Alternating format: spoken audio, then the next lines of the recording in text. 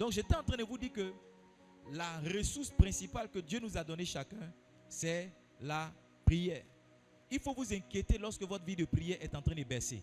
En fait, voici le point que j'ai dit. Dans votre chrétienté, plus vous avancez avec le Christ, votre vie de prière doit connaître en intensité, en qualité et en quantité. On pourrait dire comme ça, l'intensité aussi c'est la qualité. Votre vie de prière doit, j'ai dit quoi? En qualité et en quantité. Les gens de la com, suivez ce que je suis en train de dire. Je ne sais pas qu'est-ce que vous prêchez, mais suivez ce que je suis en train de dire. Votre vie de prière doit évoluer en comment? En qualité et en quantité. Ça veut dire que tu dois devenir intense, ok?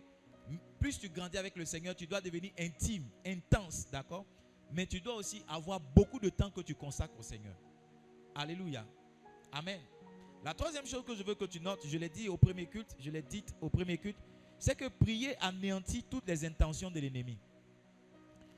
Prier anéantit toutes les intentions de l'ennemi. Tu ne sais pas ce que l'ennemi te prépare. Tu ne sais pas ce que l'ennemi prépare pour toi. Tu ne sais pas ce que l'ennemi veut pour toi. C'est pourquoi tu dois prier. Tu ne sais pas qu'en venant à l'église, Satan n'est pas d'accord. Tu ne sais pas que demain, Satan prépare quelque chose de bizarre pour toi. C'est pourquoi tu dois prier. Vous voyez ce qui est arrivé à Pierre. La Bible dit que la veille de sa comparution, il a été délivré la veille de sa comparution. Demande le verset 3. Hérode l'a fait arrêter avec l'intention de le faire comparaître. Verset 4. Il dit, après l'avoir saisi et jeté en prison, il le mit sous la garde de 4 escouades, de 4 soldats chacune, avec l'intention. L'intention d'Hérode, c'était de faire comparaître Pierre le lendemain. Mais tu vois, parce que l'église a prié pour lui, son intention n'a pas été validée. Son intention n'est pas arrivée à son terme. Donc, lorsque quelqu'un décide de prier, il peut arrêter tout ce que l'ennemi a prévu faire. Il peut arrêter tout ce que l'ennemi a l'intention de faire dans sa vie. Je demandais à Didier, je suis content de te voir. J'ai beaucoup prié pour toi ce matin et beaucoup pensé à toi hier. Yeah. Ce matin même, je pensais à toi. Très fort. Je ne suis pas content, je ne suis pas surpris de te voir. D'accord? Donc, par la prière, on peut arrêter les intentions de l'ennemi. On peut arrêter comment? Les intentions de l'ennemi. Vous ne devez pas cesser de prier jusqu'à ce que la chose se manifeste. Je vous ai dit ce matin que ce qui arrête la prière ou bien ce qui marque la fin de la prière, c'est la manifestation de l'exaucement. Tant que ce que vous voulez n'est pas encore entre vos mains, tant que vous ne possédez pas ce que vous demandez, vous ne devez pas vous arrêter de prier. On doit prier jusqu'à ce que, dis avec moi, prier jusqu'à ce que. Dis bien, prier jusqu'à ce que. Ce n'est pas la fatigue qui indique la fin de la prière, mais c'est l'exaucement. J'ai dit quoi? Ce n'est pas la fatigue qui indique la fin de la prière, mais c'est quoi? C'est l'exaucement. Vous devez prier jusqu'à ce que la chose que vous voulez se manifeste. Vous devez prier jusqu'à ce que la chose que vous désirez soit entre vos mains. Tant que ce n'est pas arrivé, n'arrêtez pas de prier. Tant que ce n'est pas délivré, n'arrêtez pas de prier. Amen. Amen. Amen. La cinquième chose que je veux qu'on note, c'est qu'il n'est jamais trop tard pour prier. It is not too late to pray. It is never late to pray. Si ton voisin dort, il faut le toucher, il faut lui dire que tu es attaqué. It is never late to pray. Yeah. Touche ton voisin.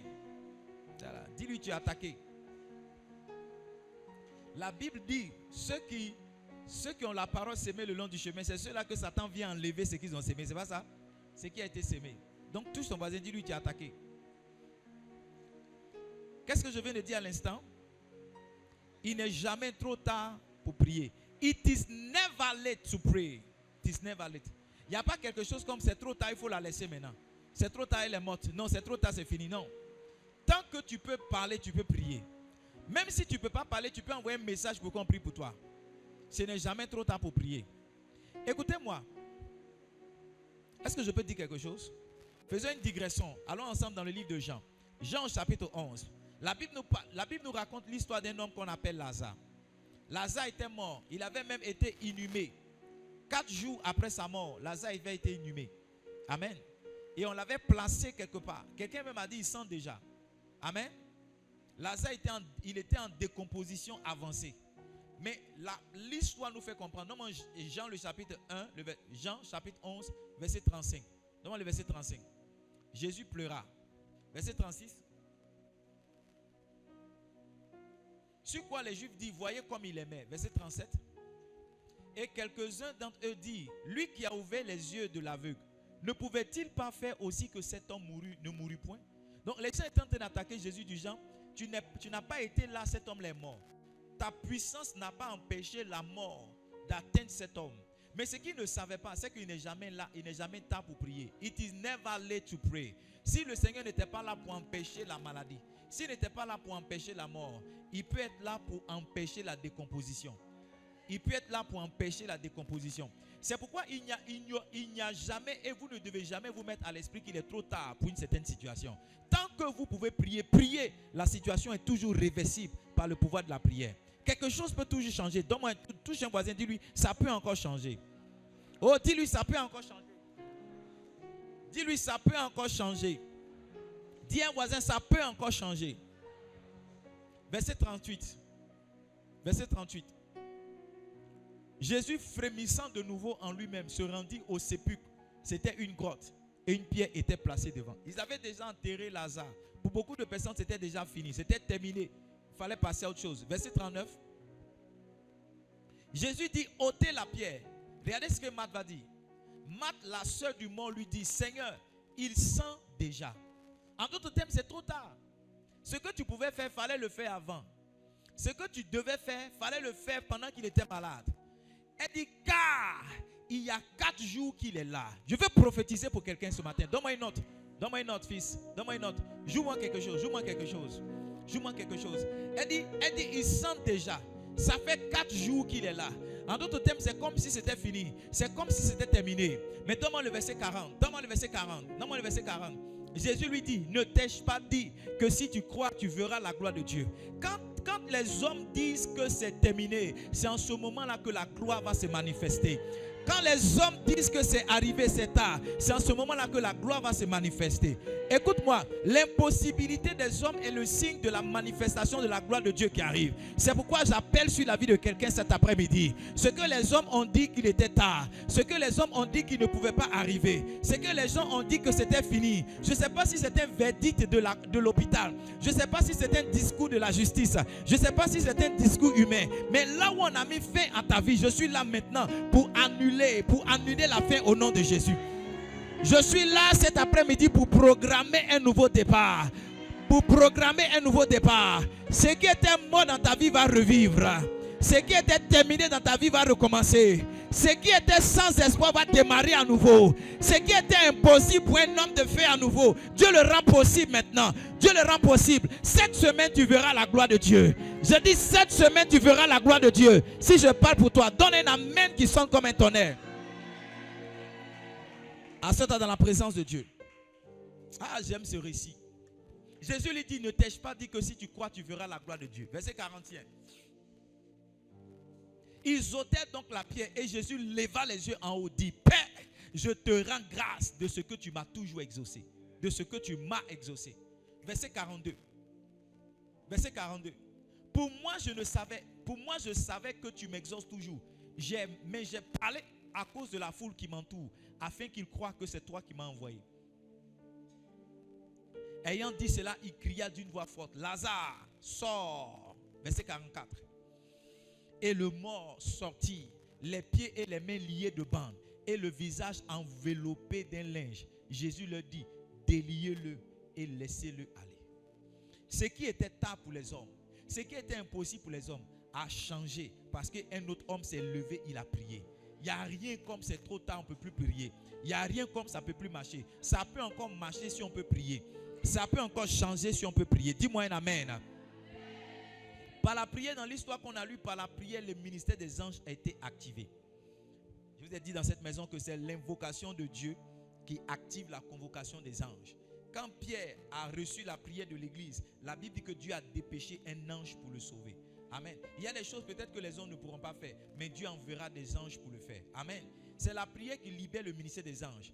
Personne parmi nous n'a reçu l'autorisation de commander quelque chose à un ange. Non. Nous prions Dieu et Dieu envoie les anges pour nous. Amen. Nous prions Dieu et comment Dieu envoie des anges pour nous. Alléluia. Amen. Maintenant, suivez-moi bien. Il y a des situations où votre salut se trouve dans la prière de quelqu'un d'autre. Je vous ai dit ici ce matin que la prière doit être votre responsabilité. C'est vrai. Mais laissez-moi ajouter pour dire que quelquefois, votre seule prière ne suffit pas. Il faut que quelqu'un d'autre s'associe à vous pour prier. Vous êtes d'accord avec moi? Yes. Vous devez porter la plus grande partie de la charge. Mais quelquefois, c'est la prière de quelqu'un qui s'associe à vous qui devient déterminante. En d'autres termes, si ça marche pour vous, ça peut aussi marcher pour les autres. Ça veut dire que si vous voyez quelqu'un qui passe par une situation difficile, votre prière peut changer sa vie. Si vous voyez quelqu'un qui passe par des moments difficiles, j'ai dit quoi? Votre prière peut faire comment? Votre prière peut changer sa vie. C'est ce type de prière qu'on appelle l'intercession. La repentance, on appelait la confession. Mais prier pour quelqu'un, c'est ce qu'on appelle l'intercession. Amen. Intercession est composée, on va dire, de deux mots. Inter et puis cession. Amen. Intercession. Donc l'intercession, c'est lorsque quelqu'un se met dans la présence de Dieu, mais en faveur de quelqu'un d'autre. Tu vas prier, mais pas pour tes propres sujets, mais tu vas prier pour quelqu'un d'autre. Tu vas chercher Dieu, pas pour toi, mais tu vas chercher Dieu pour quelqu'un d'autre. Alléluia. By the way, je suis en train d'écrire un livre. Je suis en train d'écrire un livre. Par la grâce de Dieu, cette semaine, je vais finir. Ce livre-là, ça s'appelle Qui intercédera? Qui intercédera? C'est le titre de mon livre. Je vais enseigner l'école d'intercession. Amen. Je vais dévoiler. Une heure ne me suffit pas pour parler d'intercession. Je vais juste vous donner quelques points. Mais dans le livre, je vais m'étendre en large. Et je vais partager avec vous beaucoup d'expériences personnelles, mais aussi des révélations bibliques. Amen. Par exemple, l'histoire d'Abraham. Vous savez que Lot doit sa vie à Abraham. Lot doit sa vie à Abraham. En Genèse chapitre 18, dans la deuxième partie, la dernière partie de ce chapitre, la Bible dit que c'est Abraham qui est parti intercéder. Il a prié Dieu. Il dit, Seigneur, mais tu ne vas pas tuer les justes et les méchants. C'est l'intercession d'Abraham qui a fait que Lot n'est pas mort. Parce que Dieu avait décidé de bombarder Sodome et Gomorrhe. Est-ce que vous me suivez? Ça veut dire que ton intercession peut empêcher la mort de quelqu'un d'autre. Ton intercession peut apporter le salut chez quelqu'un.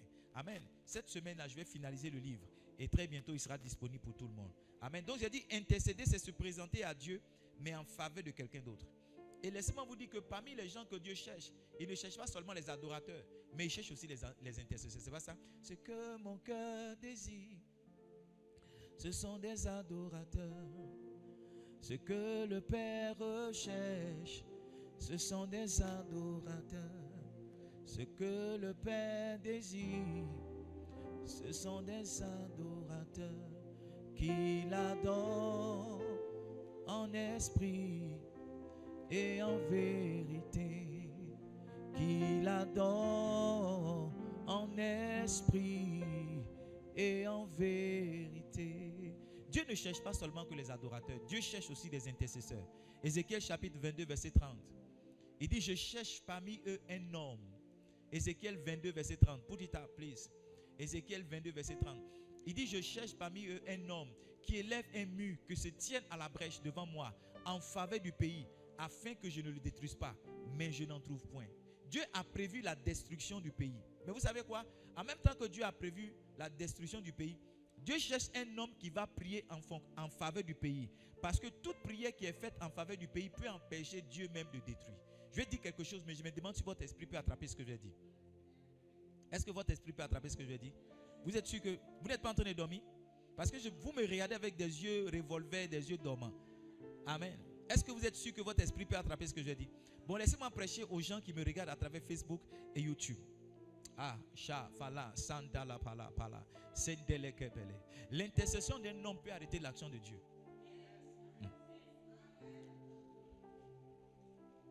Laisse-moi te dire comment. L'intercession d'un homme peut arrêter l'action de Dieu. J'ai entendu une fois l'histoire d'un homme. Je ne sais pas si c'est un homme ou bien une femme, mais la personne était décédée. C'est la personne maintenant qui va raconter sa résurrection. La personne était décédée et son âme est partie au ciel. Quand son âme est partie au ciel, elle était en train de tourner avec l'ange de Dieu qui lui montrait certains endroits du ciel. Et arrivé un moment, l'ange a reçu comme l'ordre immédiat d'arrêter la visite et de laisser partir cette femme. C'est comme si le ciel était en mouvement. Et la dame a dit, mais pourquoi qu'est-ce qui se passe? Qu'est-ce qui se passe? Et on lui a dit, à l'hôpital où tu es morte, il y a quelqu'un qui est à genoux à côté de ton corps, qui est en train de prier pour ta résurrection. Il y a quelqu'un qui est à genoux à côté de ton corps qui est en train de... Et le Père vient de donner l'ordre qu'on doit te ramener. Parce que la prière de cet homme-là est en train de branler le ciel. Est en train de branler le ciel. Vous n'avez pas idée de ce que l'intercession représente. C'est pourquoi nous ne prions pas. La prière d'un homme peut arrêter même l'intervention de Dieu. Il dit, j'ai prévu la destruction de ce pays-là. Mais si je trouve un homme qui se tient à la brèche et qui prie en faveur de ce pays-là, la destruction que j'ai prévue n'arrivera pas. La destruction que j'ai prévue n'arrivera pas, ne se présentera pas. Vous n'avez pas compris. Mais laissez-moi vous conduire, s'il vous plaît. Allons-y ensemble dans 1 Samuel chapitre 16. Il y a quelque chose dans cette salle. Mon fils, joue-moi la note. 1 Samuel chapitre 16, donne-moi le verset 1. Dieu a régné Saül. Est-ce que vous le savez? En 1 Samuel chapitre 15, Saül n'a pas honoré l'instruction de Dieu. Et lorsque Samuel retournait, la Bible dit que Saül a attrapé le manteau s'est déchiré. Et Samuel lui a dit, autant le manteau se déchire, c'est comme ça que Dieu déchire la royauté au-dessus de ta tête. Ça veut dire que Dieu en avait fini avec Saül parce que son prophète avait parlé. Mais son prophète a parlé, mais il était aussi dans le lieu secret en train d'intercéder pour Saül. Et tant que Samuel priait pour Saül, Dieu ne pouvait pas choisir un autre roi. C'est pourquoi avant que Dieu ne choisisse David, il a dit à Samuel, arrête de prier. Tant que tu n'arrêtes pas de prier, je ne peux pas choisir un autre roi. La Bible dit, Samuel, l'Éternel dit à Samuel, quand cesseras-tu de pleurer sur Saül? Quand cesseras-tu de pleurer? Parce que même si Dieu a rejeté Saül, tant que Samuel peut prier, Dieu peut le rétablir. Donc Dieu dit, je vais passer à un autre niveau, mais ta prière m'empêche de passer à un autre niveau. Je vais choisir un autre roi, mais tu es en train de prier pour le roi qui est passé là. Ça m'empêche de choisir un autre roi. Il dit, s'il te plaît, j'ai rejeté Saül afin qu'il ne règne plus. Il dit maintenant, remplis ta corne d'huile et va, je t'enverrai chez Isaïe. Tant que Samuel n'a pas arrêté de prier, Dieu ne peut pas l'envoyer. Il y a des choses qui continuent d'arriver dans ta famille parce que tu ne pries pas. You are not praying. You are not praying. Tu penses que c'est la responsabilité de ton pasteur. Ce n'est pas la responsabilité de ton pasteur. Est-ce que je peux te dire quelque chose d'autre? Moïse même a prié, arrivé un moment il était fatigué. C'est Hur et Aaron qui l'ont aidé dans l'intercession. Ça veut dire que ton pasteur peut prier, arrivé un moment il sera fatigué. Mais c'est un homme lambda dans l'église qui peut assister la prière dans l'intercession pour que justement le succès arrive.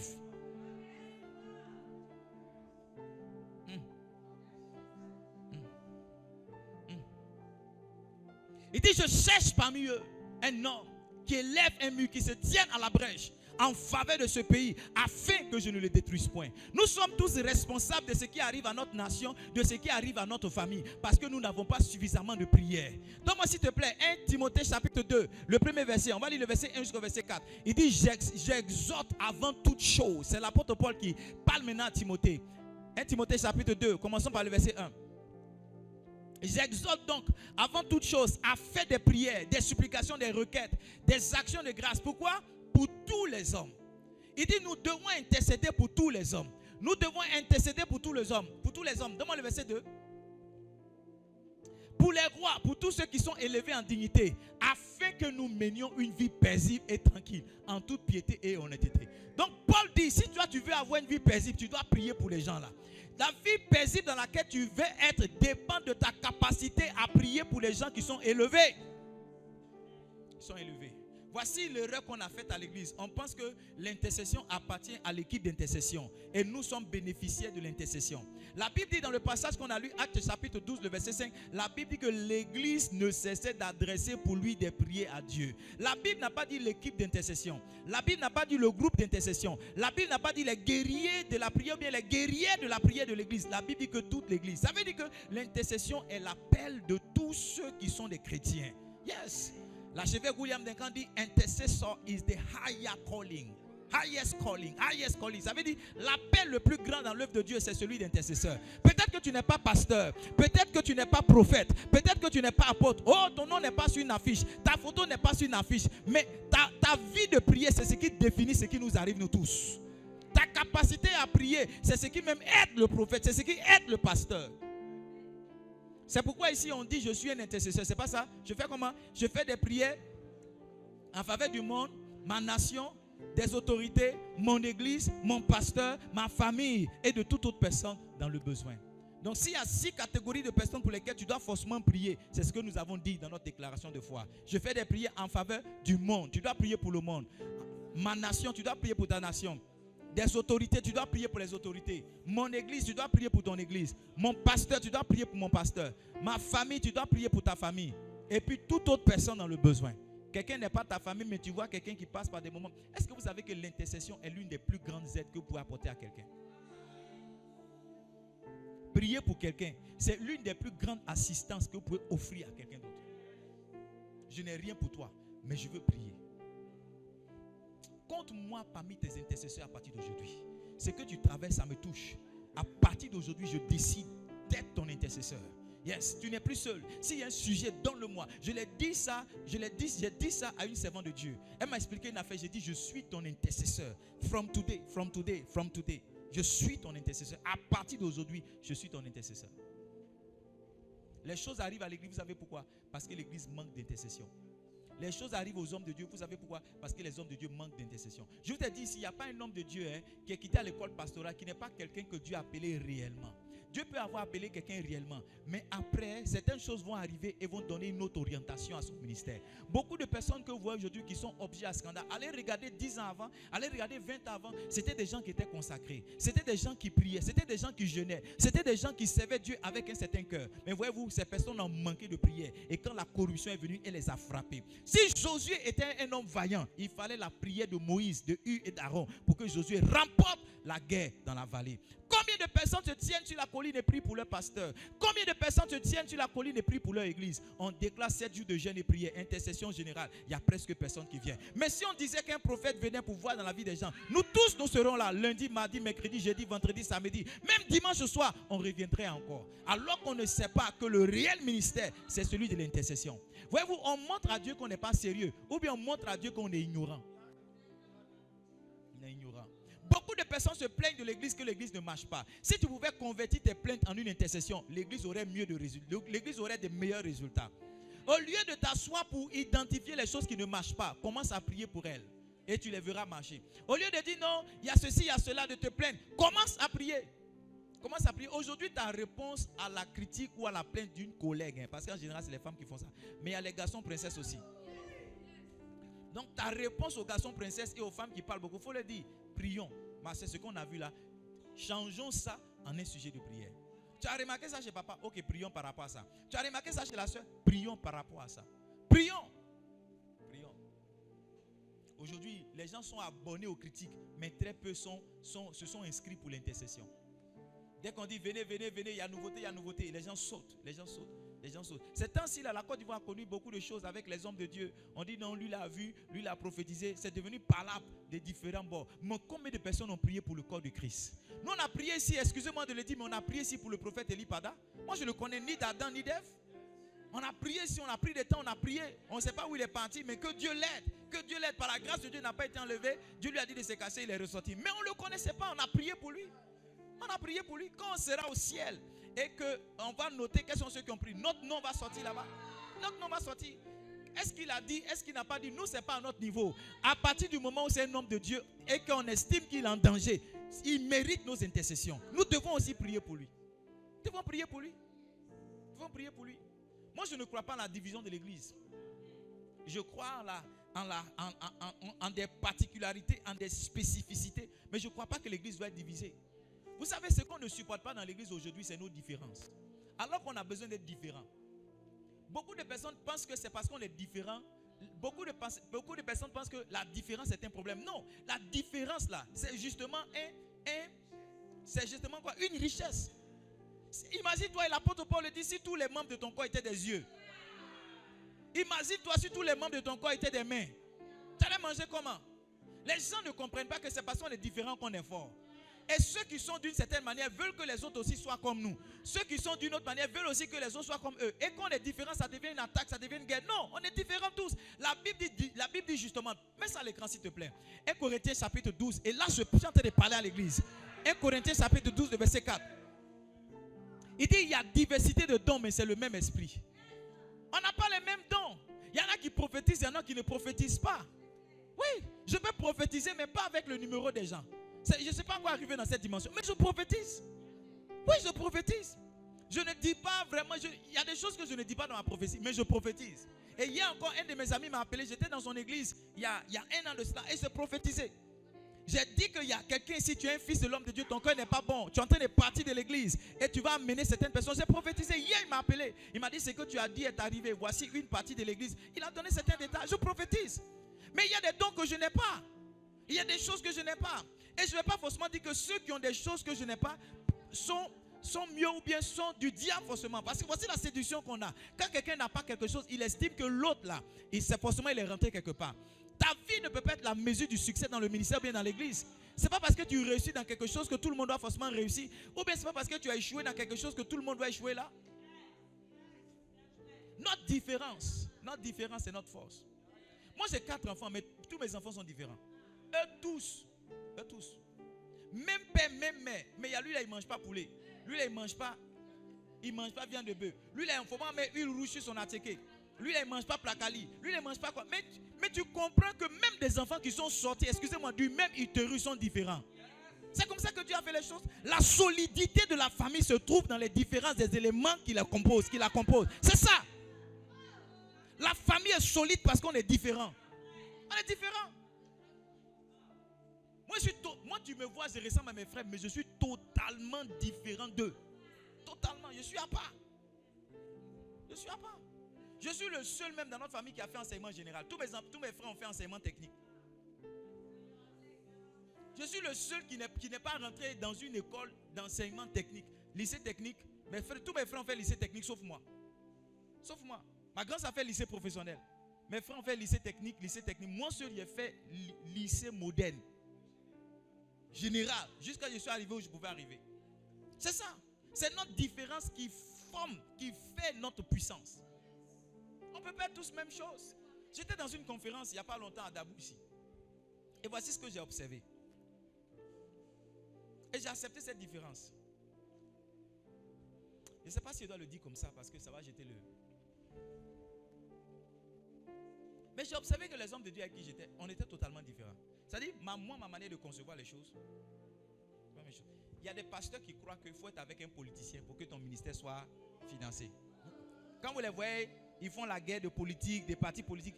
En fait, ils croient que si tu es avec Nebuchadnezzar, il va te faire comme Daniel. Il va t'élever. La Bible dit que Nebuchadnezzar a donné beaucoup de présents à Daniel. Donc, eux, ils estiment qu'ils sont des Nebuchadnezzar. Donc, ils estiment qu'ils sont des Daniel et ils cherchent des Nebuchadnezzar où ils vont se partir semaine. Il y a des gens qui croient en ça.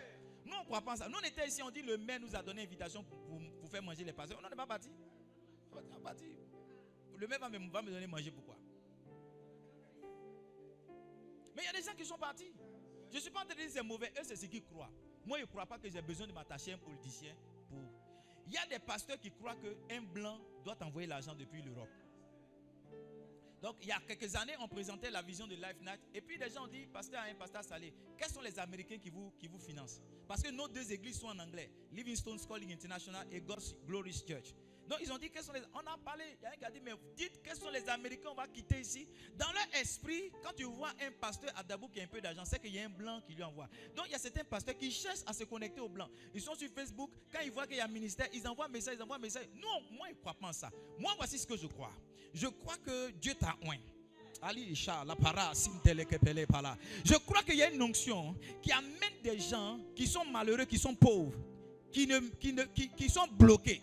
Quand ils viennent se connecter à cette onction-là, ce qu'ils n'étaient pas, ils commencent à le devenir. Et c'est les mêmes personnes qui, lorsqu'elles sont devenues, commencent maintenant à apporter les ressources dans ton ministère. C'est exactement ce qui est arrivé à Jésus. En Luc, le chapitre 8, le verset 1 au verset 3, la Bible dit qu'il y a des femmes qui soutenaient Jésus avec leurs biens. Et parmi ces femmes-là, on a cité Marie de Magdala. Et la Bible a même précisé Marie de Magdala, de laquelle étaient sortis 7 démons. Donc, il a fallu que Jésus délivre une femme pour qu'elle apporte des ressources à son ministère. Voici ce que moi je crois. Je crois que je peux prendre des élèves, leur enseigner l'évangile, leur enseigner la vie, et puis demain, ils seront des DG. Ils vont enseigner, ils vont financer mon ministère. Oui, je crois que je peux prendre des femmes, les encourager, les challenger, leur montrer que c'est possible. Demain, qu'elles seront des grandes, elles vont financer mon ministère. J'ai dit au pasteur, quand je fais mes programmes, ce sont mes enfants que vous voyez. Ce sont ceux-là qui me donnent 200 000, qui me donnent 500 000, qui me donnent 50 000. Les ressources ne viennent pas d'ailleurs. En tout cas, si elles viennent d'ailleurs, elles sont minimes par rapport à ce qu'on reçoit. C'est mes gens qui sont là qui me donnent l'argent. Ils ne croient pas. Ils ne croient pas. Les chemises qu'on porte là, c'est les couturiers de l'église. Les vidéos que vous voyez là, je ne forme pas quelqu'un, c'est les enfants de l'église. Ceux-là, quand ils sont venus ici, ils ne savaient même pas attraper un appareil photo. Ils n'avaient jamais vu un appareil photo pour certains parmi eux. Mais j'ai cru en eux. J'ai cru que si on les forme, ils peuvent faire quelque chose. Beaucoup de mes filles qui chantent, quand elles venaient ici, elles ne pouvaient pas chanter. Voici celui-là. J'ai pris quelqu'un pour jouer à la guitare basse. J'ai découvert qu'il était de l'église de quelqu'un d'autre. J'ai dit non, je ne peux pas prendre l'ouvrier de quelqu'un pour venir servir dans mon église. Mon petit, tu veux jouer piano, laisse piano, tiens la guitare. Il a commencé à jouer guitare. Aujourd'hui, il joue la guitare basse. Il le joue bien. Voici ce que moi je crois.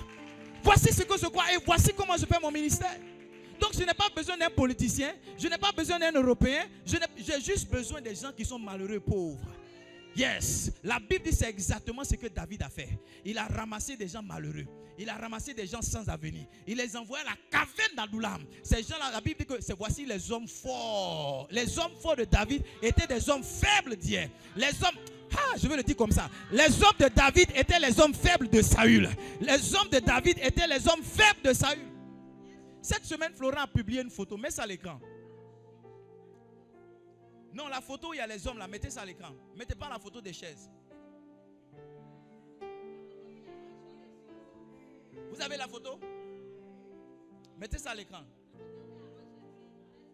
J'espère que vous aimez le message. Hein. Regardez, non, ne soyez pas distraits, ne soyez pas distraits. Soyons concentrés, soyons concentrés. Non, s'il vous plaît, soyons concentrés. Ne regardons pas la photo pour rire. Vous allez perdre le message. Le message dans la photo, c'est que des gens qui étaient bizarres avant sont aujourd'hui devenus des piliers d'un ministère. Oui. Voici Pasteur Christelle ici. Pasteur Christelle est pasteur de notre première branche à Livingstone. Elle est le premier pasteur pratiquement qu'on a envoyé. Voici Maman Eleko aujourd'hui qui est notre responsable à l'Ecodim. Yes, voici Delphine aujourd'hui qui est mon assistante. Mais qui aurait voulu de Delphine dans cette période où elle est venue? Qui aurait voulu d'elle? Qui aurait voulu d'elle? Qui aurait voulu d'elle? C'est Doris que je vois là. C'est Doris que je vois là. Voici Julie qui est là. Voici la responsable des chantes. Tu vois, voici la responsable des chantes. Mais regarde sa forme, regarde sa taille, regarde sa coiffure. Qui aurait voulu d'elle? Tu vois, mais tu vois, un pasteur les a récupérés. Il a dit, je crois en vous. Vous pouvez faire. Il leur a montré comment faire. Il les a challengés. Il a été patient. Il a cru en elle. Et aujourd'hui, elle est en train de devenir quelque chose. Voici ce que moi je crois. Voici ce que je crois. Je crois que si on peut prendre quelqu'un, si on peut le former, si on peut être patient avec lui, la personne va devenir, la personne va faire quelque chose. Je crois. Je crois. C'est le message. Je n'ai pas besoin d'aller prendre la chance de quelqu'un. Non. Je priais un jour. Qui veut savoir ce que je disais? Enlève la photo maintenant, ça distrait les gens. Je priais un jour et je disais à Dieu dans ma prière, Seigneur, envoie-moi des ouvriers. Envoie-moi des ouvriers. Et Dieu m'a dit, ta prière est stupide. J'ai dit, comment ma prière est stupide?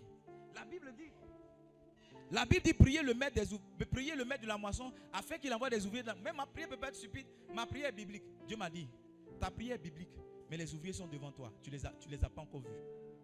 Dieu m'a dit, chaque personne qui rentre dans cette église est un ouvrier potentiel.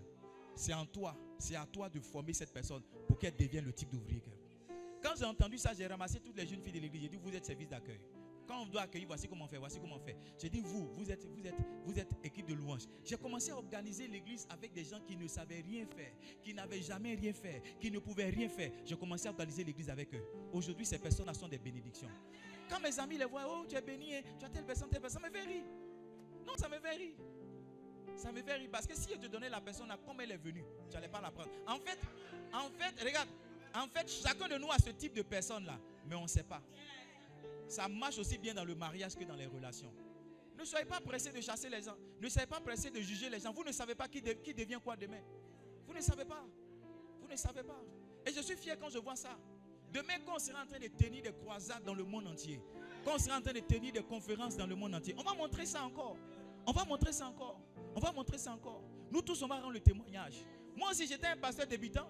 Je n'avais jamais été pasteur sur une église. C'est la première église dont je suis passé. C'est la première église qu'elle a. Nous tous, on était des novices. Nous tous, on était des débutants.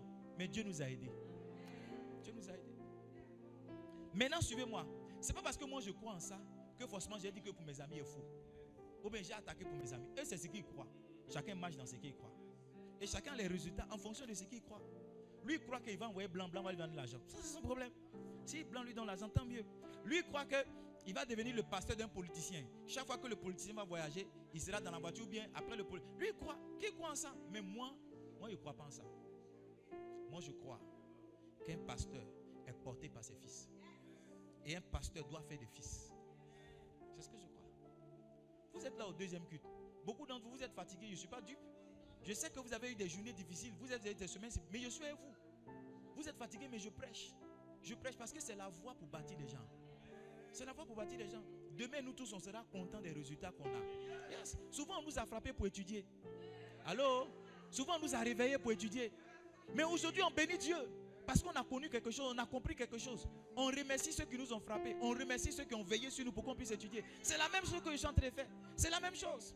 Donc que vous dormiez, je vais vous réveiller par la prédication. Vous dormiez, je vais vous interpeller. Mais je ne vous laisse pas. Parce que je sais que c'est la voie pour vous bâtir. C'est la voie pour vous construire. Demain, vous allez regarder votre passé. Vous allez dire, Seigneur, merci. Mais merci aussi pour mon pasteur. Vous allez regarder votre vie. Vous allez dire, Seigneur, merci pour ce que je suis. Mais merci aussi pour le pasteur. Parce qu'il a... L'une des choses, je ne sais pas pourquoi ma prédication est partie là-bas. Mais l'une des choses que mon père m'a dit, il m'a dit, fils, je crois en toi. Je crois que Dieu t'a appelé. Ça, c'est la plus grande motivation que mon père spirituel, le prophète Adam Mathieu, m'a donné. Ça suffit pour que je me débatte. Il n'a pas été tendre avec moi, mais je le bénis. Quand je vais le voir souvent, il dit, tu comprends maintenant pourquoi je te parlais comme ça. Il dit, je dis, oui papa, je comprends. Il dit, c'est ça. Tu étais en formation. Donc notre différence n'est pas une faiblesse, c'est notre force.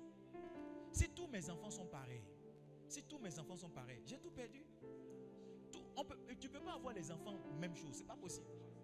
Il y en a qui vont percer sur le plan de l'évangélisation, mais il y en a qui vont tenir le ministère dans l'administration. Tu comprends? Il y en a qui vont percer sur le plan de l'expansion, mais il y en a qui seront avec moi, qui vont tenir la branche principale, qui vont tenir le ciel. C'est comme ça les enfants sont. Les enfants sont. Tu vas voir que tous les enfants, mais ce n'est pas tout le monde qui voyage loin. Souvent, il y a un qui est toujours là. Même quand il peut prendre sa maison, mais tu vas voir qu'il est toujours à côté des parents. Il est toujours à côté des enfants. Tu vas voir qu'il ne peut pas partir. Mais tous les enfants sont différents. Ce n'est pas tous les enfants qui veulent voyager. Ce n'est pas tout le monde. Donc nous tous, on doit, vous qui avez des enfants, vous devez connaître les différences de vos enfants.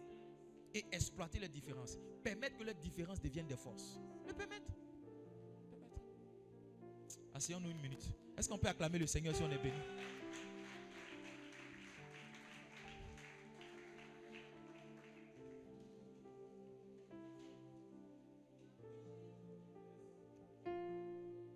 Je parlais d'intercession.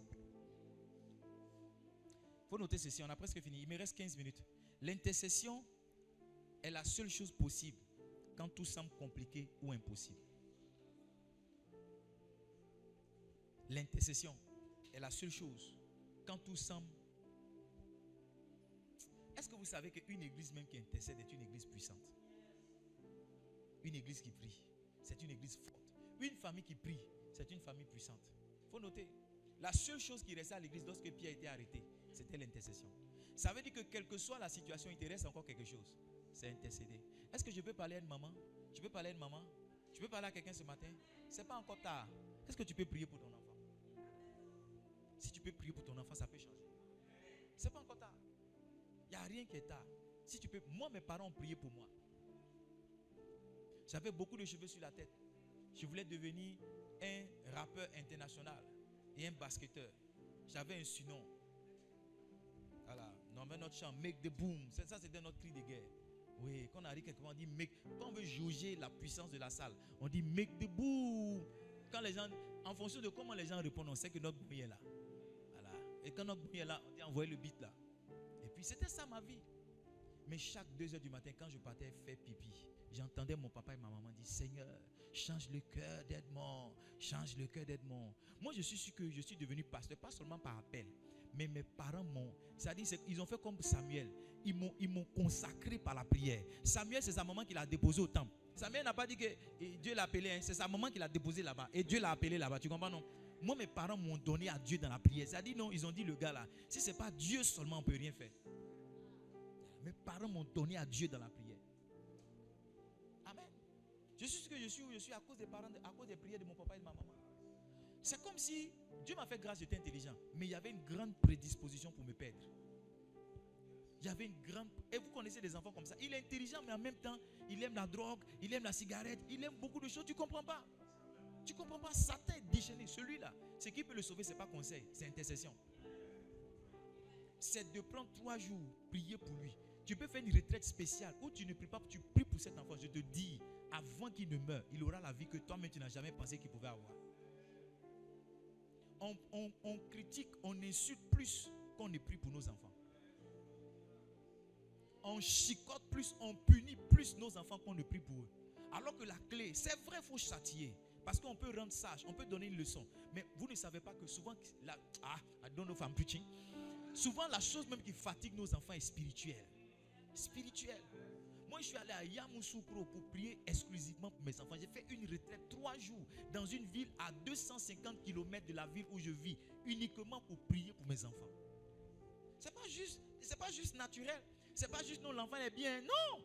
Il y a des esprits. Et je ne sais pas pourquoi je parle aux parents. Par l'intercession, un parent s'attaque à ces esprits-là. Maintenant, j'ai dit quelque chose.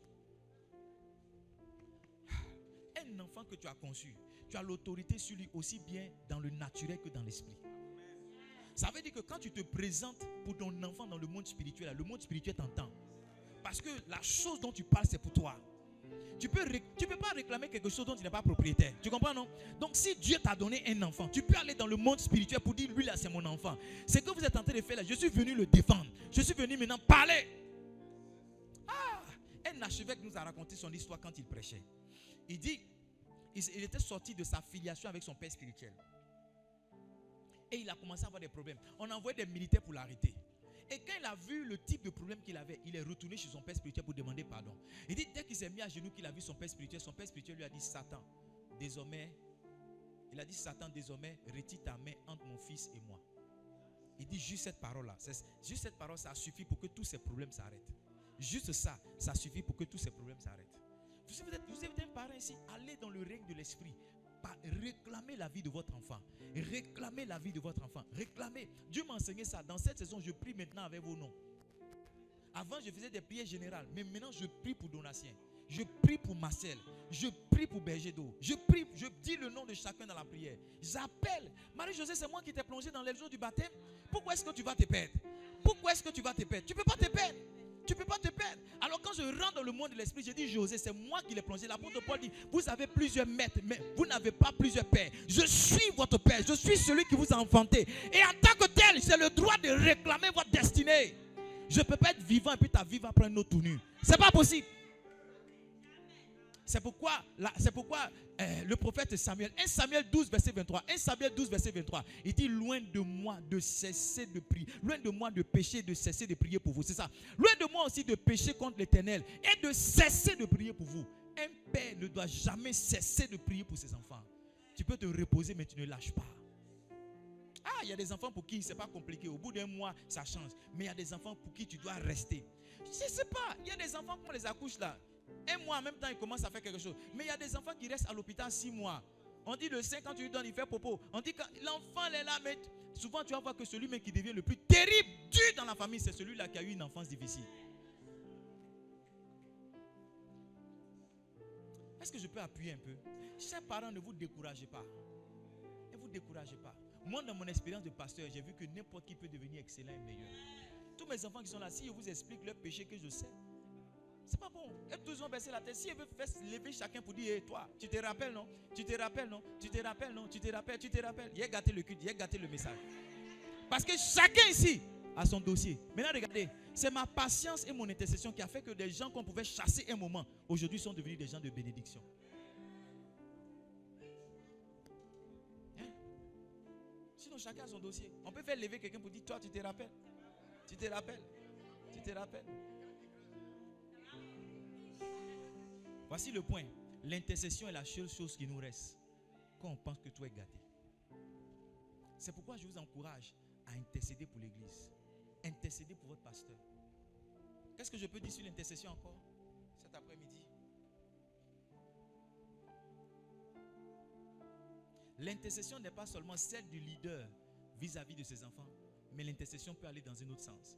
Vous pouvez prier pour votre pasteur. Vous pouvez prier pour votre pasteur. Et faites-le.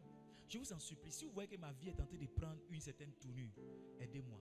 Ne me laissez pas me perdre. Priez pour moi. Priez pour moi. Prenez une journée, priez pour moi. Prenez 30 minutes, priez pour moi. Prenez 1 heure, priez pour moi. Parce que vous savez, la probabilité pour qu'un homme de Dieu chute là, c'est trop élevé. N'importe quoi peut faire tomber un homme de Dieu. N'importe quoi. Un petit orgueil, c'est-à-dire une petite bénédiction, même sans que Satan ne t'attaque, une petite bénédiction peut te faire tomber. Une petite bénédiction peut te faire tomber. Un faux couloir peut te faire tomber. Tu peux te retrouver là où il ne fallait pas. Tu vas tomber. Les gens qui sont là, qui tiennent, ils ne sont pas plus forts que les autres. Il y en a qui bénéficient de plus de prières que les autres. Je vous dis la vérité. Un homme de Dieu qui est sincère, pas quelqu'un qui vous blague, hein, pas quelqu'un qui se joue les Superman, il va vous dire je suis faible. Souvent quand les gens t'attribuent certaines choses, tu te demandes mais s'ils parlent de la bonne personne, parce que ce n'est pas de toi qu'ils parlent. Ce n'est pas de toi. Moi je suis colérique par moment. Souvent quand j'ai faim, je suis désagréable. Vous me voyez comme ça. Je suis difficile. Hein? Je suis difficile. Priez pour moi. Priez pour moi. Priez pour moi. Vous n'avez pas idée des expositions qu'on a. Les propositions indécentes. Il y a des gens, quand ils voient le pasteur prêcher, ma petite coiffure, mes petites lunettes, façon si mignon là. Vraiment, le gars là, vraiment. Regarde ce qu'une femme a dit à sa voisine pendant que le bishop prêchait, pendant que l'archevêque prêchait. Voici ce qu'une femme a dit à sa voisine. Hé, vieux là, regarde comme il tourne quand il prêche, il tourne serein. Mais c'est qu'au lit là, il doit être nerveux, hein? Tu vois? À l'église. Ça veut dire que pendant que le pasteur prêche là, il y a des soeurs là. C'est ni ce qu'il dit, c'est comment ses reins bougent. Comment il bouge là, c'est ce qu'elle voit. Dis à ta voisine, arrête. Prie pour le pasteur. Elles ne sont pas ici, c'est ceux qui me regardent sur YouTube là. Il y a des gens comme ça. Tu n'as pas idée. Tu n'as pas idée de la méchanceté, de la jalousie. Tu n'as pas idée. Ah. Vous pensez que quand ça a réussi pour vous là, tout le monde vous acclame. Mais non, hein. Est-ce que je vais vous dire quelque chose? Il y a des gens pour qui votre succès est un rappel de leur échec. C'est-à-dire chaque fois que vous apparaissez là, vous leur rappelez qu'eux ils ont échoué. Donc eux là, ils ne vous veulent pas. Où ils sont là, ils ne veulent pas que vous soyez là. Parce que quand toi tu viens en voiture, tu leur montres qu'il y a longtemps ils font la ministère, ils n'ont pas encore voiture. Si. Quand tu viens ça, tu leur montres qu'il y a longtemps. Donc eux là, tu as un mauvais message pour eux. Donc quand bien même Dieu t'a élevé, Dieu t'a béni, eux ils décident de t'attaquer. Parce que ce que toi tu leur donnes comme message, ça ne leur plaît pas. C'est qui veut dire quoi? Ah hein, avant-hier là, c'est qui ceux-là? C'est qui? Donc ne pensez pas que tout le monde acclame ce qui vous arrive. Non, hein? C'est dire à ma femme, maintenant on doit être intentionnel pour cacher certaines choses. Il y a des choses qu'on doit cacher même à nos familles. Pas qu'on est méchant, pas qu'on est mauvais. Parce que tout le monde ne supporte pas ton élévation. Non! Tout le monde ne supporte pas. Tout le monde ne supporte pas. C'est comme il ne faut pas confier beaucoup d'argent à quelqu'un qui est malheureux. Il ne faut pas. Si. Il y a des choses que moi je ne fais pas. C'est-à-dire, s'il y a 1 million, je n'ai pas compté 1 million devant un de mes fils que je sais pour qui c'est difficile. Je n'ai pas fait. Parce que je suis en train de le fatiguer. Et quel jugement il va faire? Il va dire, voici les pasteurs voleurs là, il prend tout l'argent, il prend ceci, nous-mêmes on n'a rien, Alors que ce n'est pas le cas. L'argent que j'ai lui rappelle simplement combien de fois il est pauvre. Combien de fois il est pauvre. C'est pourquoi souvent il faut aider les gens. Il faut aider les gens. Moi je n'envoie pas tout le monde faire mes courses. Si, je n'envoie pas tout le monde faire mes courses. Il y a des gens qui ne vont pas accepter que peut-être chaque semaine tu as une nouvelle chemise. Ils ne vont pas accepter ça. Ils ne vont pas accepter que tu achètes une chaussure de 50. Ils ne vont pas accepter ça. Donc, ces gens-là, le jour où tu achètes une chaussure, ce n'est pas à lui que tu dois donner l'argent pour partir. Parce que si tu lui donnes l'argent là, il va devenir ton ennemi. Tu comprends, non? Un bon fils là, toi, mais tu vas le transformer sans le savoir. Il ne faut pas le faire. Tu regardes qui peut être à l'aise avec ton train de vie et puis tu lui confies ça. Il y a des gens qui ne sont pas à l'aise. Il y a des gens pour qui un pasteur doit être malheureux. C'est-à-dire un pasteur, quand il monte à la chaire, il doit demander aux gens, est-ce que je peux avoir 2000 francs pour manger aujourd'hui? Il y a des gens pour qui c'est comme ça. Donc quand tu commences à prospérer d'une certaine manière, tu dois te cacher. Tu dois être sage pour cacher certaines choses que Dieu te donne. Sinon, tu vas détruire certaines personnes. Si, tu vas détruire certaines personnes. Moi, il y a des choses maintenant qu'il ne dit pas. Hein. Non. Il y a des invitations, mais c'est quand c'est fini là. Quand le pasteur Charles m'a invité à prêcher, il n'a pas vite mis l'affiche. Hein. Non, il m'a envoyé l'affiche, mais il n'a pas mis ça. Pas mis. Non, il n'a pas mis. C'est parce que lui, il a mis, mais sinon, il voulait attendre d'arriver à 13 juillet pour dire non, je suis à 13 juillet maintenant. Il y a des gens qui sont allés regarder qu'est-ce qu'il a dit. Et puis c'est lui on a invité. Qu'est-ce qu'il prêche même et puis c'est lui. Il dit quoi de bon? Il dit quoi? Mais qu'est-ce qu'il a dit même? Qu'est-ce qu'il a dit? Je vais te dire quelque chose. Je ne suis pas naïf et je ne suis pas bête. Hein. Je sais que même là où je vais, il y a des gens qui ne sont pas contents que ça soit moi. Je ne suis pas bête. Hein. Donc, je prends mes dispositions. Je prends mes dispositions. Il y a des gens qui je partage ce que Dieu fait. Mais il y a des gens, je sais que ça ne l'aide pas. Il y a des gens qui deviennent malheureux parce que Dieu t'a béni. Ils sont tristes, ils pleurent. Tu dis, oh, je m'en vais en France. Ils commencent à pleurer. Dieu m'a oublié. Oh. Dieu m'a oublié. Oh. C'est que j'ai eu.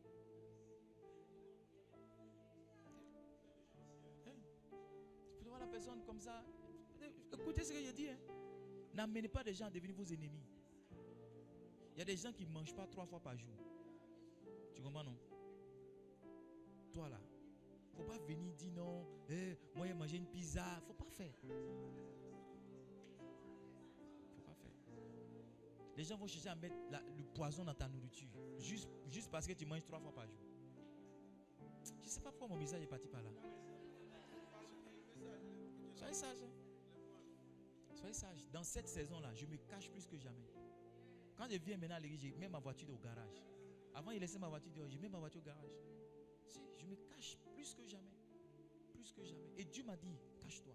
Vous n'allez pas voir les photos de mes enfants sur Facebook. Vous voyez ça? Ça fait des années. Ça fait des années que je ne fais pas ça. Oh, mon fils est béni, il joue au piano pour moi. Oh, mon fils, mon fils. Oh, mon... Non, hein? Non, hein? Il y a une de mes filles qui a fait ça. Je ne sais pas comment elle lui dit qu'il ne faut pas faire. Elle a publié une photo de son fils en train de jouer la batterie. Je ne sais pas comment je lui dis, on ne fait pas. Parce que toi, tu es béni. Parce que Dieu a fait ça. Mais combien de personnes ont dit que ton fils sera rien? Et puis, ton fils est tenté de devenir quelque chose. Vont aller maintenant essayer de l'attaquer pour que ce qu'ils ont dit là, ça soit... Combien de personnes? Tu ne sais pas. Tu ne sais pas. Tu ne sais pas. C'est pourquoi vous allez voir un homme de Dieu que Dieu élève davantage. C'est un homme de Dieu qui est rare. On ne voit pas comme tout ce que vous voyez, je suis ici, à New York, je suis ici, non. Les gens vivent cachés. La sagesse du serpent. Un serpent peut dormir dans ta maison 1 an, tu ne sauras pas. La longévité du Satan est rattachée à sa capacité à se cacher. La longévité du serpent, c'est ça, est rattachée à sa capacité à se cacher. Parce qu'un serpent, dès qu'on le voit, quelqu'un meurt. Soit l'homme meurt, soit lui-même meurt. En général, c'est le serpent qu'on tue. Donc le serpent, il n'a pas grand-chose pour se défendre. Donc il se défend comment? Il se défend en se cachant. Jésus a dit, je vous envoie dans le monde comme des brebis. Soyez simples comme des colombes et soyez prudents. Soyez sages comme des serpents. Comme des serpents. La sagesse du serpent, c'est de se cacher. Aujourd'hui, tu as payé une moto, tu mets ça sur Facebook. Tu as payé un vélo, statue, en même temps tu mets. Il ne faut pas faire ça. Hein. Faut pas faire ça. Hein. Tu es en train de t'exposer. Ils vont faire une réunion d'urgence. Allô, réunion. Mongo l'a percé. Où ils vont serrer là.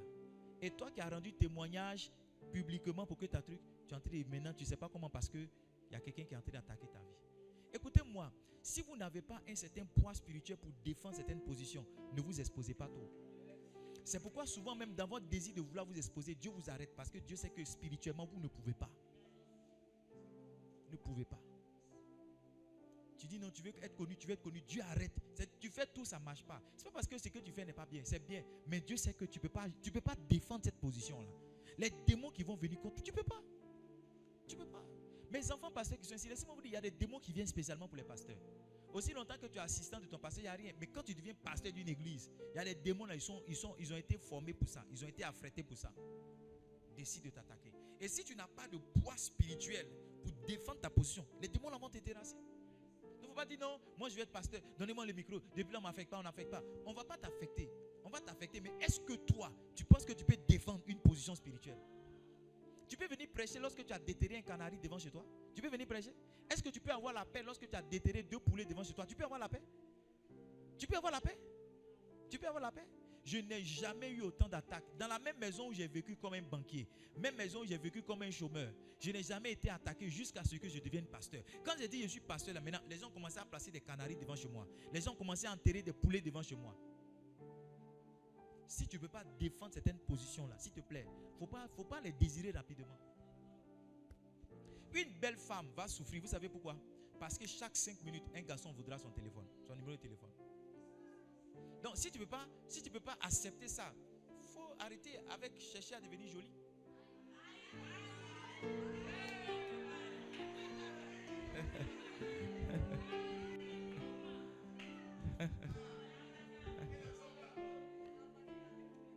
Regarde, Joe, regarde.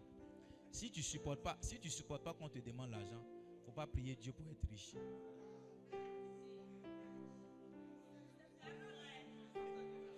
Non. Actuellement, tu ne connais pas tous les membres de ta famille parce que tu n'as rien. Si?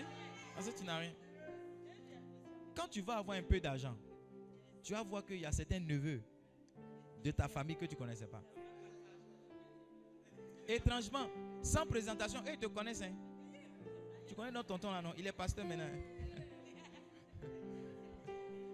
Non? Si tu ne supportes pas, quand on te demande l'argent, il ne faut pas demander à Dieu. Parce que quand on va te donner l'argent, ça vient ça. Ils vont te donner invitation pour être parrain. Ils vont te donner invitation pour financer. Parce qu'on estime que tu as un peu d'argent. Donc quelque chose que tu ne peux pas défendre, il ne faut pas chercher à avoir. Est-ce que vous comprenez mon message? Je ne sais pas pourquoi on est parti là-bas. Qu'est-ce qu'on disait? J'ai fini.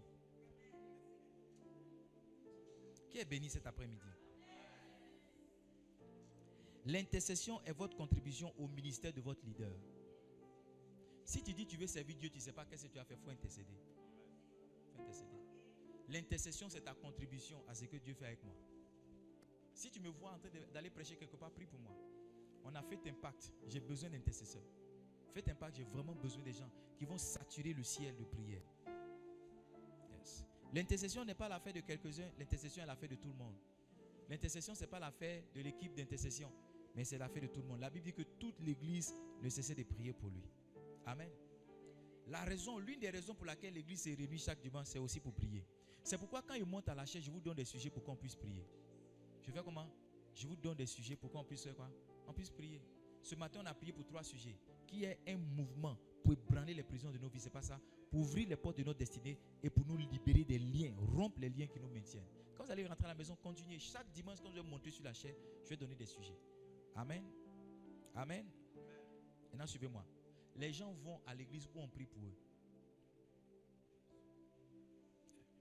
Il y a un mystère qui attire les gens à partir dans des églises où on prie pour eux. Il y a 2 mystères lorsqu'une église commence à grandir. Là où des évangélisations ont eu lieu et puis là où des prières ont été élevées pour eux. À un moment dans cette église, on priait beaucoup pour la vie de Dabou. Seigneur, sauve Dabou. Je ne sais pas si vous vous rappelez, c'était un sujet tous les vendredis. Sauve Dabou, sauve les gens Dabou, sauve les gens. On ne priait pas pour que forcément les gens viennent, mais on priait pour leur salut. Quand la même église, la même ville où on a prié, vous allez voir, bientôt, cette église sera chargée de monde parce que les gens vont commencer à venir. Les gens vont. Quand Pierre est sorti de la prison, la Bible, il a réfléchi. Il s'est dit où est parti. Étrangement, Dieu l'a conduit là où on priait pour lui. Dieu conduit toujours les gens où on prie pour eux. C'est pourquoi un pasteur doit intentionnellement s'élever et prier pour les gens. Cette semaine et la semaine dernière, la semaine dernière, j'ai prié pour les nouvelles personnes. Près de 150 nouvelles personnes. J'ai prié non par non. Non par non, je n'ai pas encore fini. Je vais continuer encore cette semaine. Et je prie pour vous. Je prends l'équipe de louanges, je prends l'équipe de ceci, je prie pour vous. Je prie pour vous. Vous pensez que venir à l'église, ça arrive simplement parce que quelqu'un veut? Souvent, tu veux venir, mais tu n'as pas la force. Tu veux venir, mais tu n'as pas l'argent. C'est l'intercession quelquefois qui te mène. Souvent, tu es à l'église, mais tu te demandes, mais tu fais quoi au deuxième culte même? Comment tu as fait puis tu es au deuxième culte? Tu ne sais pas. Il y a quelqu'un qui t'a attaché en esprit. Si? Il y a quelqu'un qui t'a attaché. Je veux des intercesseurs dans cette église. Je veux des hommes et des femmes qui prient pour l'église. Écoutez-moi, Dieu a fait beaucoup de choses, mais il y a des choses plus grandes que Dieu va faire. Livingstone là, on est là pour longtemps et on est là pour être grand. On est là pour être grand. Et la longévité et la grandeur ne peuvent pas arriver si on n'est pas des hommes et des femmes qui prient. L'évêque Odepo dit, you cannot build a powerful church without fasting and prayer. Tu ne peux pas bâtir une puissante église sans le jeûne et la prière. Je veux des femmes, des hommes qui vont jeûner, qui vont prier. Tous les vendredis, tous les jeudis sont nos jours d'alliance. Mais combien de personnes aujourd'hui honorent ce jour d'alliance? Il y en a qui veulent qu'on les encourage. Jeudi là, c'est le jour où tu dois prier. Si tu n'as pas de sujet, prie pour le pasteur, prie pour l'église. Prie sincèrement, prie sérieusement. La bonne nouvelle est ceci. C'est que pendant que tu es en train de prier pour les besoins de quelqu'un, Dieu va susciter non seulement quelqu'un pour prier pour tes besoins, mais Dieu aussi va se souvenir de toi et apporter la satisfaction à tes besoins. Est-ce qu'on peut se tenir debout? Je veux lancer un appel. Cet après-midi, je vais lancer un appel. Je vais lancer un appel. L'appel que je vais lancer cet après-midi, ce n'est pas l'appel pour donner sa vie à Jésus. Non. C'est l'appel pour être un homme de prière pour l'église. Je vais écrire un livre cette semaine. Un livre spécialement cette semaine. Peut-être que je vais le donner gratuitement, je ne sais pas. Ou bien peut-être chacun va donner juste une contribution pour avoir une copie du livre. Mais je veux, ce matin, ou cet après-midi, te lancer l'appel. L'appel d'un intercesseur. Pasteur Donatien. J'étais en retraite à Jacquesville. You are living? Are you living? Are you living? Ok. J'étais en retraite à Jacquesville. J'étais où ça? À Jacquesville. Et pendant que je me promenais dans ce grand hôtel, il y avait une piscine. Il y a des endroits où tu dois être pour que Dieu te parle. Ton quartier, tu es là, vous jouez ballon. Dieu ne va pas te parler. Il y a des endroits là, il y a des choses que tu dois voir pour que Dieu te parle. Si, vous qui avez tout, non, tu es Chanel, tu es Chanel, tu es Chanel. Il y a des endroits même là, tu dois être pour faire songe. Il y a des endroits où tu dois être pour faire songe. C'est lorsque Jacob est arrivé à Bethel, Luz, c'est là-bas qu'il avait songe. Sinon, dans tous les coins, il a dormi, il n'a pas fait songe. Il y a un endroit spécial, où tu dois. Regardez, je tentais de me promener. Je regardais la piscine. Et puis, arrivé un moment, j'ai vu le moteur de la piscine. J'ai vu qu'il y a un moteur qui pompe l'eau pour remplir la piscine. Tu vois? Mais dans les piscines où on va nager, là, c'est caché, on ne voit pas. Donc, pour eux, là, où je suis allé, je suis tombé dessus. Et Dieu m'a dit, tu vois, l'eau là est remplie par un certain mécanisme. Et il m'a dit ceci. Il m'a dit, ce que tu fais qu'on ne voit pas, c'est ce qui fait qu'on te voit. J'essaie de vous dire que tout ce qui est public n'est jamais puissant. C'est ce qui est privé et caché. C'est ça qui est puissant. L'intercession où tout le monde sait que tu es en train de prier là, c'est pas puissant. C'est l'intercession où tu es caché. Tu sais que c'est parce que quelqu'un a su que Moïse même a dit qu'il partait sur la colline pour prier pour Josué, que justement l'histoire a été racontée. Sinon, Moïse est parti presque en cachette. Il est parti avec 2 personnes, sans que ça ne soit une affaire de tout le monde. Je suis en train de dire à quelqu'un que c'est pas lorsque tu vas montrer, c'est pas ça qui est puissant, c'est ce que tu vas faire dans le secret. Quand tu seras dans ta chambre à genoux, en train de dire Seigneur, soutiens mon pasteur. Quand tu seras même dans ta cuisine en train de dire Seigneur, s'il te plaît, fortifie l'église. L'église est en pleine expansion et on voit ces temps-ci là qu'il y a des gens qui ne viennent pas, les chaises sont vides. Seigneur, ce que tu seras en train de faire dans le secret là, c'est ce qui sera puissant. Tu n'as pas besoin de te filmer comme il y a certaines personnes qui font venez, on a l'intercession, l'arrête. Ça c'est des choses Chanel. C'est Chanel. La Bible dit quand tu veux prier, rentre dans ta chambre. C'est pas ça. Ferme la porte et parle à ton Dieu qui est dans le lieu secret. Et Dieu qui est dans le lieu secret te visitera. Tout ce qui est secret est puissant. Tout ce qui est secret. Tout ce qui est caché. C'est pourquoi mon garçon vient. Lorsque Satan veut détruire quelqu'un, il envoie dans un endroit caché où personne ne peut encore intervenir. Où il est 2, il est 3, où il est 4, où il est 5. C'est pourquoi tu vas voir des endroits où on pêche beaucoup. On s'arrange à ce qu'on ne voit pas bien. C'est caché. C'est caché. Les wotros sont cachés. Tu vois une ampoule colorée là. Si tu ne sais pas, on va dire non, c'est un wotro. Un lieu de passe. C'est un crefreiro, un longo. Tu connais? C'est pourquoi quand tu vas en boîte, il n'y a pas beaucoup de lumière. On vous met exprès dans le noir pour que le mal vous arrive. Si. Parce que, je sens qu'il y a une révélation ici. Parce que tout ce qui est caché est puissant. Tout ce qui est caché est puissant. C'est pourquoi c'est pas à quel moment on enseigne nos femmes. Tu vois le pasteur, chaque dimanche il vient sa femme. Chaque dimanche il vient sa femme. Un jour, voici gros ventre qui est devant lui. Voici gros ventre qui est devant elle. Tu vois, c'est parce que c'est caché que c'est puissant. C'est parce que c'est caché que c'est comment? C'est parce que c'est caché que c'est comment? C'est puissant. Puissant. Quand on était à l'INP, on avait une de nos marraines. Elle chantait dans la chorale. Toujours quand elle passe sur les galeries. Quelques temps après, on a commencé à voir le vent de la marraine augmenter. On était choqués. Chaque fois qu'on la voit, on dit c'est-à-dire, chaque fois tu la vois, mais tu es étonné parce que tout le monde pouvait tomber enceinte sauf elle. Ce qui est caché est comment? Est puissant. Ce qui est caché est puissant. C'est pourquoi la cuisine est une partie cachée de la maison. Petite, parce que c'est là-bas qu'on fait les vraies choses. Est-ce que je peux avoir des intercesseurs pour Livingstone? Est-ce que cette vision-là peut compter sur toi pour prier pour elle?